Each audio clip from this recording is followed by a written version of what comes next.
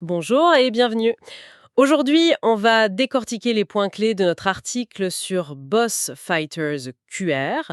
L'objectif de notre analyse, c'était vraiment de comprendre comment ce jeu réussit la fusion, souvent ratée, entre le jeu de société physique et l'application numérique. C'est un sujet fascinant, parce que l'idée, elle n'est pas nouvelle, mais l'exécution est souvent maladroite. Exactement. Et là, les créateurs Lucas Zack et Michael Palm, à qui on voit déjà Dorf Romantique, Un excellent jeu d'ailleurs. ils ont trouvé une formule qui fonctionne avec une fluidité assez impressionnante. Le concept central qu'on a adoré, c'est le scan and play. C'est fou. On a posé une carte d'attaque et je me souviens, avant même qu'elle touche la table, C'est ça, c'est instantané. le scan était fait et le dragon de lave rugissait sur l'écran.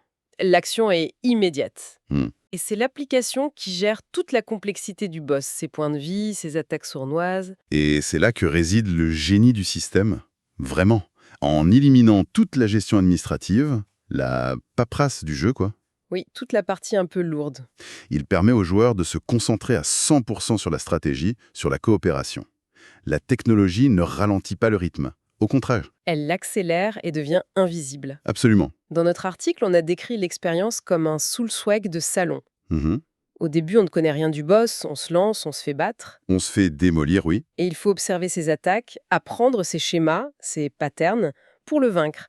Ça crée une tension constante où la communication, elle est essentielle. C'est une excellente analogie.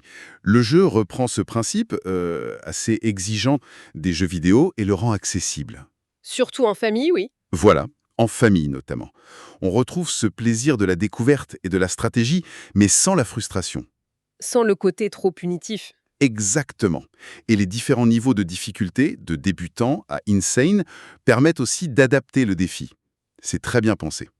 On a donc souligné que c'était un carton plein en mode coopératif familial. Ah oui? Les règles sont simples, le matériel est beau, mais, Ah, le mais, et c'est le bémol majeur de notre critique, c'est la rejouabilité. Elle est très limitée. c'est le point qui tempère l'enthousiasme, c'est vrai. Le jeu ne contient que 10 boss. C'est peu, 10. Une fois qu'on les a tous vaincus, l'effet de surprise disparaît. On connaît leurs faiblesses par cœur. Hum, hum. Du coup, la motivation à y retourner, elle diminue fortement. Il y a aussi la dépendance totale à l'application. Ça soulève une question sur le long terme, sur sa pérennité. Oui, c'est le risque. Que devient le jeu si dans 5 ou 10 ans, l'application n'est plus mise à jour? Il ne reste qu'une boîte avec de belles cartes. C'est ça. Pour conclure, comme on l'écrit, Boss Fighters QR réussit le mariage improbable entre le pixel et le carton. C'est une belle réussite, oui. C'est une expérience hybride, fun, fluide et addictive, parfaite pour les familles ou ceux qui cherchent un jeu coopératif innovant.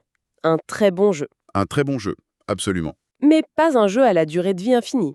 Ce qui nous amène à une réflexion finale pour aller un peu plus loin. Oui, Ce jeu, il pose une question essentielle sur l'avenir des jeux hybrides. Leur modèle est-il durable s'il dépend d'une technologie qui pourrait devenir obsolète? Ou est-ce que ce succès va enfin prouver que, bien utilisé, une application peut être un véritable moteur de gameplay, capable de simplifier et d'enrichir l'expérience de jeu sur table?